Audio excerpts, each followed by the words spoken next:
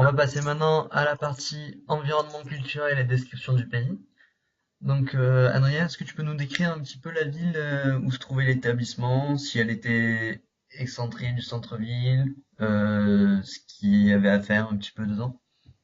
Alors, on est à l'université d'SDU est à Sonnenborg. Il y a plusieurs campus, hein, Odense qui est pour les masters et puis pour les bachelors, c'est Sonnenborg. Donc Sonnenborg, c'est une ville de 23 000 habitants, donc c'est un village, clairement. Donc bien sûr, l'université est dans le centre-ville et l'université est le centre-ville d'une certaine manière. C'est-à-dire qu'il y a un aura grâce à l'université qu'on n'a pas dans d'autres villes. Beaucoup d'événements sont organisés à la cafétéria. Il y a une salle de concert où il y a plusieurs concerts qui sont organisés par mois. Donc voilà, c'est un peu l'inconvénient de la ville, c'est que vraiment c'est très très petit. Donc par contre, pardon, l'université est dans le centre-ville, les logements ne sont pas, mais je pense qu'on va parler des logements plus tard. Mhm. Et ce qu'il y a à faire dans la ville, on en a très très vite fait le tour. Donc, clairement, il y a quoi? Il y a, je pense, une boîte de nuit, un bar dansant, deux bars, et voilà, au niveau des activités, c'est assez réduit quand même. D'accord. Comment les étudiants se déplacent pour sortir, pour aller à l'établissement, en Euh, faculté? Il n'y a pas de transport en commun, donc chacun achète un vélo ici. Moi, personnellement, je suis venu avec ma voiture de France, puisque quand j'avais parlé à un ancien étudiant sur place, il était venu avec sa voiture. C'est vrai que la voiture, c'est quand même mon moyen de transport à moi, donc c'est ce que je connais mieux et c'est quand même un gros plus, hein. Ça permet, j'ai pas mal voyagé, j'ai pas mal visité le Danemark, je suis parti aussi dans l'Europe du Nord, j'ai fait aussi tout ce qui était Belgique et Netherlands, donc les Pays-Bas, pardon. Donc c'est vrai que sinon ici c'est un vélo. Voilà, il y a pas de bus et chacun a son vélo, donc hiver comme été, et tout le monde va en vélo à l'université ou à pied. Ok. Donc tu disais que tu as visité un petit peu les alentours. Qu'est-ce que tu as fait de spécial? Qu'est-ce que tu en as pensé? Alors au niveau du Danemark, moi je suis parti à Aarhus, qui est la deuxième ville du Danemark, donc qui est très sympa honnêtement. Partir pour un week-end là-bas pour visiter, c'est plutôt sympa. J'ai fait Odense, qui doit être la troisième ville du Danemark de mémoire, qui est sur le Danemark est constitué de trois îles. Et Odense est situé, enfin, Aarhus est situé sur la première île, Odense sur la deuxième et Copenhague sur la troisième. Donc, dans la province, en quelque sorte, donc j'ai fait Aarhus et Odense. On est parti à Esbjerg aussi sur la côte est, qui est plutôt sympa. Et sinon, il y a Copenhague, bien sûr. Donc, il faut au moins aller une fois de temps en temps à Copenhague. Il faut savoir quelque chose. C'est que pour traverser de la deuxième à la troisième île, il y a un pont à traverser. Ce pont a été construit, il a été un des plus grands d'Europe, ou du monde. Il a été devancé par un pont qui doit se trouver en Asie, je crois. Et ce pont, pour pouvoir être rentabilisé, chaque voiture, ou même quand on prend le train, on doit payer. Et un aller-retour sur ce pont, c'est 60 euros. Donc voilà, c'est quelque chose à savoir quand même, je pense que les gens qui viennent ici à Swedenborg souhaitent souvent aller se déplacer à Copenhague. Il faut savoir qu'il y a quand même ce coût financier à chaque fois qu'on va aller à Swedenborg. Et un aller-retour en train, on peut vite se retrouver à 120 euros l'aller-retour. Donc voilà, moi par exemple, je suis allé qu'une seule fois à Copenhague. D'accord. Donc ça c'est pour dire. Et puis après, on a 45 minutes de la frontière allemande ici. Donc c'est assez agréable puisqu'on peut aller faire nos courses en Allemagne, où c'est bien sûr beaucoup moins cher, parce que Danemark reste une ville très chère, une ville scandinave. Donc on peut aussi passer à Berlin, on est à 4 heures de Berlin, on a une ville qui s'appelle Flensburg, on est à côté d'Hambourg, donc voilà. Il y a pas mal d'endroits à aller autour de Sodenborg. Donc ça, c'est plutôt un plus. Maintenant, sur ce que j'en ai pensé personnellement, le Danemark est un pays très plat. Donc c'est vrai que si on adore les montagnes, les vallées, on va être un peu déçu. Maintenant, c'est toujours une culture très calme, très posée, très agréable. On se sent jamais agressé, on se sent jamais, il n'y a jamais de pression. En voiture, ils sont toujours très très calmes, etc. Donc ça, c'est plutôt agréable. Mhm. Les villes sont quand même basées sur une vie à l'intérieur. Donc toutes les maisons sont très bien aménagées, etc. Maintenant, c'est vrai que la seconde ville du Danemark, qui est Aarhus, ça fait 300 000 habitants, donc un week-end, on a fait le tour. Donc ça, c'est, je dirais, un peu l'inconvénient, c'est que chaque ville, on peut la faire assez rapidement et on a vite fait le tour. Voilà. D'accord. Donc tu as parlé des habitants qui étaient calmes, tout ça. Enfin, est-ce que tu peux me décrire un peu l'habitant de base, voilà, comment? Alors, il y a quelque chose qui est marrant, enfin, qu'on découvre un peu sur place, c'est que les Danois, mine de rien, ont un petit penchant pour la bouteille et on ne se contrôle pas vraiment. Donc, il peut arriver qu'effectivement, ils sont très calmes la journée. Ils ont une sécurité au niveau de l'emploi, une sécurité au niveau de la sécurité sociale, bon, pour prendre un terme français, qui est propre à eux. Donc, ils sont jamais inquiétés par rien. Ça, faut le savoir. Ils trouvent toujours une solution. Au niveau du business, ils sont toujours très droits, très carrés, ça avance avec eux.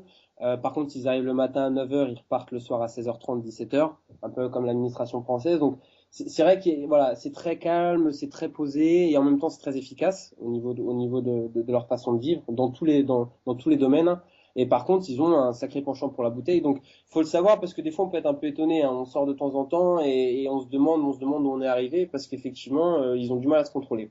Maintenant, ce sont des gens très très sympas, très calmes et très solidaires. Très solidaires et dès qu'ils commencent à vous apprécier, vous pouvez à peu près tout leur demander. Et ça, c'est vraiment très très agréable. D'accord. Est-ce que tu peux m'en dire un peu plus maintenant sur l'alimentation du pays? Euh, L'alimentation de base, bon, faut savoir que le Danemark n'est pas non plus connu pour sa cuisine ou pour sa culture culinaire. Ils ont une spécialité en quelque sorte ici qui est simplement une tranche de pain sur laquelle ils mettent un peu de tout, des tomates, du poulet, etc. Donc ça, c'est un peu j'allais dire leur cuisine phare. Mais sinon, voilà, ils mangent tout ce qu'on peut manger à l'étranger dans d'autres pays. Et il faut savoir qu'il y a quand même, enfin surtout à Sodenborg, parce que Sodenborg a été allemand pendant une bonne partie de l'histoire. Et par exemple, Flensburg, une ville qui est à 45 minutes de Sodenborg, qui est allemande aujourd'hui, a été longtemps danoise. Donc il y a quand même une similarité avec la cuisine allemande, du moins pour le sud du Danemark. Après, quand on remonte un peu vers le nord, il commence à avoir plus de spécialités. Après, on passe sur plus des plats chauds, etc., surtout en hiver. Mais la cuisine, voilà, on n'est pas sur quelque chose d'épicé, on n'est pas sur quelque chose de particulier, on est sur quelque chose de basique qu'on peut reconnaître très souvent en France ou en Allemagne. D'accord, parfait. Euh, donc maintenant, on va aborder la partie logement. Donc, comment est-ce que tu as trouvé ton logement? Avant, après, et est-ce que tu peux me décrire un peu la chambre ou la coloc où tu étais? Bien sûr. Alors, moi, j'ai décidé pour cette fois-ci de rejoindre le dorm. Voilà, je savais que je restais peu de temps, etc. Donc, j'ai pas voulu partir, enfin, arriver ici et devoir chercher une fois sur place. Donc, j'ai pris le dorm avant. Faut savoir que le dorm, généralement, l'inconvénient, c'est qu'il faut réserver au mois d'août. Enfin, moi, je me souviens, Marseille, c'était un peu pareil. J'avais dû louer le mois d'août. Ben, là, ici, c'est pareil. Voilà, faut louer à partir du mois d'août. Et par exemple, je pars moi fin décembre et je paye quand même le mois de janvier. Donc, ça, enfin, du moins la moitié du mois de janvier. Donc ça, c'est un peu l'inconvénient, mais maintenant, bon bah le dorm c'est plutôt agréable. On est une vingtaine de personnes par couloir. D'accord. Euh, on a une cuisine commune. Donc c'est-à-dire que la chambre est constituée donc grosso modo d'un lit, d'un bureau, d'étagères, etc. Enfin tout ce qui est le plus basique, et un peu spartiate, avec une salle de bain donc individuelle dans sa chambre, et la cuisine est partagée. Ça permet d'avoir des super moments avec tous les gens qui vivent dans son couloir. Bon, bien sûr, faut tomber sur les bons, mais généralement dans les échanges, on est tous un peu là pour la même chose, donc on s'entend plutôt bien, et c'est vrai il y a une qualité de vie en communauté qui est plutôt agréable. Maintenant, si on préfère trouver un logement pour soi, c'est tout à fait possible. Il y a des appartements disponibles en ville où là, on peut avoir une chambre plus grande, où on peut avoir un salon, etc. Ça dépend, je pense, de la durée pendant laquelle on va rester ici à Sodenborg. Et c'est vrai que si on reste un an, il vaut mieux peut-être se prendre un appartement dans le centre en prenant des colocs au hasard qu'on peut trouver à l'université. Et généralement, ça se passe bien. J'ai des amis qui sont en colocation, qui ont pris ça sans connaître les gens quand ils sont arrivés et ça se passe toujours très très bien. D'accord.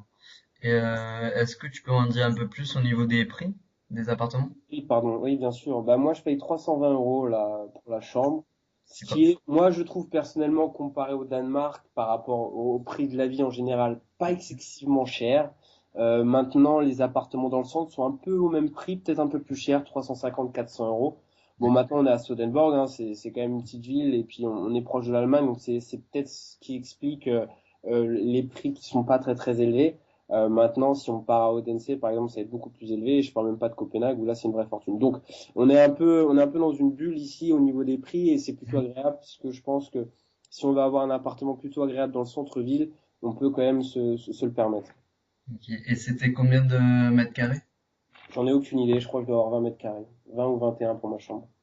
Ah, et sans la cuisine qui est donc cuisine commune. Exactement. Ça va, c'est honnête. Et donc, comment en fait tu as trouvé ton appartement? Tu as utilisé un site? Enfin, c'était comment?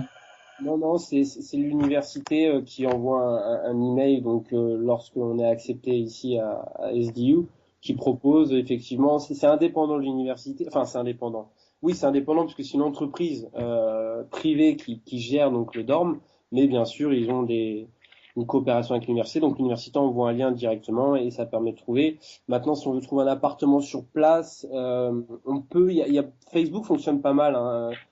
Faut dire que les Danois utilisent pas mal Facebook, donc il y a des groupes sur à peu près tout ici, notamment sur le sharing flat.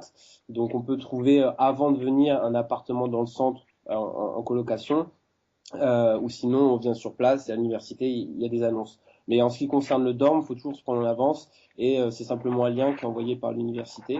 Et après, voilà, alors il faut savoir j'en ai pas parlé, il y a une caution de 5000 krones, ce qui fait à peu près 600 euros. Voilà, la caution est très élevée par contre. Même plus, ça doit être 700 euros la caution. Ça par contre c'est très élevé. Ah, ok. Mais bon. Après, de toute façon, ils la rendent, donc il n'y a pas de souci. Ah, ils sont très pointilleux. Quand je suis arrivé ici, on m'a bien prévenu, ils sont très pointilleux. Donc généralement, on en perd un peu au passage. Faut savoir après, c'est la culture danoise, c'est très intéressant parce qu'ils sont pointilleux, ils sont sérieux.